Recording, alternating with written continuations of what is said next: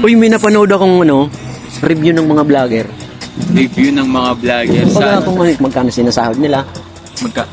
Yung kay Kamangyan Vlogs. Napanood ko. Halos, di ko alam kung totoo to. Estimated lang naman to nung nag-review. Nakadepende yung review niya dun sa views niya. Kasi vlogger din siya. So, ibig sabihin, ang ano niya pala, ang kinikita sa is dito sa views lang. Sa views. Okay, sabi niya doon, 14 million yung ginawa ng video. 14 million views. Ngayon, yung na yun, kumita siya doon ng 200,000. Sa 14 million views. Sa lahat ng videos niya, na total.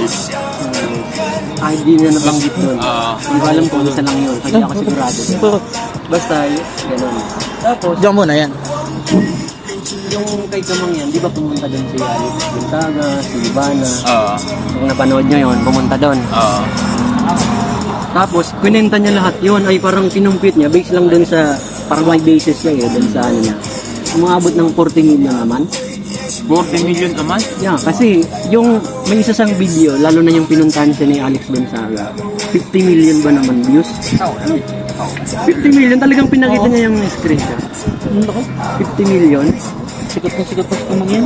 Grabe. Sino ba yung babae? Tapos pinakita din doon na nakabili siya ng Raptor 4x4. So, hindi pa siya magganong sikat. Hindi ko pa kilala eh. Oo diba? Pag nakilala ka niya, lalo na. Correct. Tapos nung, tol, pagpatuloy ko yung renta ko.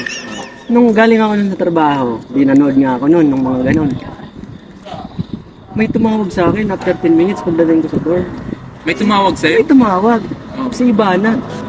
Si Ivana? Ivana ko, gusto daw. Diba yun yung magandang babae na ano? Nung sa nandun kay Probinsyano. Oo, sa Batang Quiapo. Sa Quiapo na lang. Nakiyapo. Tumawag. Nag-ring naman. Sinagot ko. Sabi niya, gusto na pumunta. Kasi nga parang yung tipo, ano din tayo.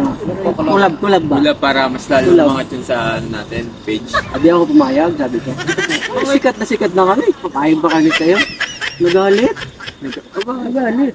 Bakit tinanggihan mo? Binabaan ako ng phone. Siyempre, ikaw ba naman nasabihan ng tanggihan ng gano'n? Binabaan ako ng phone. Inubayaran ka na nga ng pagkukulab, tinanggihan mo pa? Kaya nga, binabaan Sinong ako. hindi makagalit ng tol? Nagalit. Tapos, after 10 minutes ulit, tumawag naman. Si Alex Gonzaga naman. Alex Gonzaga! Di ba pumunta din Kapatid ni yun? Tony! Yan, kapatid ni Tony. Di ba? Tapos, pag-vibrate nung aldi, sinagot ko. Tapos, yun lang, biglang lumindol. Nagising ako. Panaginip lang palang. Pambira. Lumindol. Akala ko totoo! Tado na ako eh. Tigilan niyo sarili niyo. Panaginip lang pala. Sabi ko sayang naman. Iba naman ang naging panaginip ko doon. Iba na. May panaginip ka. May panaginip ka din? Iba na. Iba na. Ang panaginip ko kaya lawit. Bars!